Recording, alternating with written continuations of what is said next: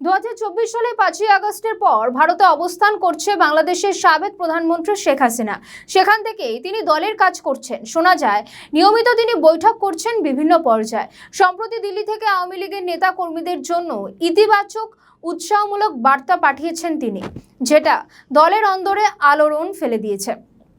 পাশাপাশি এই আলোচনাও চলছে যেখানে বলা হচ্ছে দ্রুত ফিরছেন শেখ হাসিনা, ফিরছে আওয়ামী লীগ। কারণ নিষিদ্ধ থেকেও আওয়ামী লীগের একের পর এক অফিসে তালা খুলছে।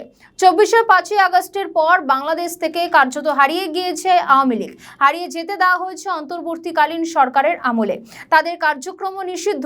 তবে এখন নেত্রী শেখ হাসিনা যে বার্তা দিচ্ছেন তাতে মনে করা হচ্ছে ফের আওয়ামী লীগ সংগঠিত হচ্ছে। সাবেক স্পিকার ডক্টর শিরিন শারমিন চৌধুরীর নাটকীয় গ্রেফতার এবং মাত্র 4 দিনের মাথায় জামিনে মুক্তি পাওয়ার ঘটনা রাজনৈতিক মহলে নতুন করে আলোচনার জন্ম দিয়েছে। অনেকে বলছেন রিফাইন্ড আওয়ামী লীগের তত্ত্ব। সেটা কিরকম? জানা যাচ্ছে ক্লিন ইমেজের আওয়ামী লীগ নেতাদের সামনে এনে নতুন করে রাজনীতিতে আসা, যেমনটা মনে করছেন বিশেষজ্ঞরা।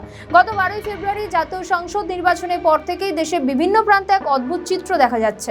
পঞ্চগড়, ঠাকুরগাঁও, দিনাজপুর থেকে শুরু করে চট্টগ্রাম এবং খুলনাতে আওয়ামী লীগের কার্যালয় খোলার খবর পাওয়া গিয়েছে।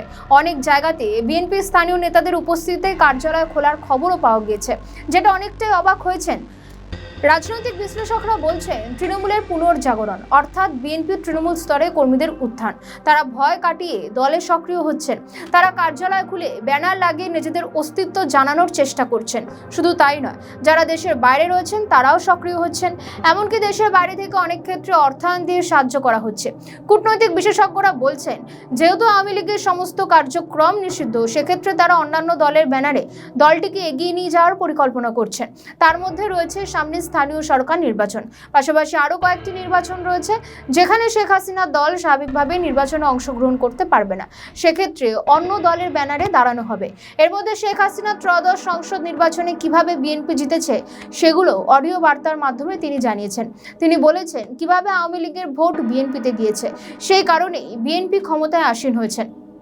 বিএনপির কিছু কিছু এলাকায় তারা আওয়ামী লীগের কাছে ক্ষমা চেয়েছে, তাদের কাছে ভোট ভিক্ষা চেয়েছে। আমাকে যখন বলেছে ঠিক আছে দাও, সেখানেও কিন্তু ওই ফ্যাসিস্টের ভোটই লেগেছে ক্ষমতায় যেতে। এটা তাই জেগে মনে রাখতে হবে। কিন্তু সেই বিএনপি যখন দায়িত্ব নিয়ে আওয়ামী লীগকে নিষিদ্ধ করলো, তাতে ক্ষুব্ধ হাসিনা। অনেকে বলছেন এর মধ্যে দিয়ে আওয়ামী লীগকে ফেরানোর জেদ দ্বিগুণ হয়েছে শেখ হাসিনার। এখন দেখার এই বিষয়টিকে কিভাবে, কোন কৌশলে তিনি আওয়ামী লীগকে রাজনীতিতে প্রত্যাবর্তন ঘটান। আমাদের ভিডিও ভালো লাগলে লাইক ও শেয়ার করুন। কমেন্ট সেকশনে আপনাদের মতামত জানান। আরও ভিডিও পেতে আমাদের চ্যানেলটিকে সাবস্ক্রাইব করুন এবং প্রতি মুহূর্তে খবরের আপডেট পেতে প্রেস করুন বেল আইকন।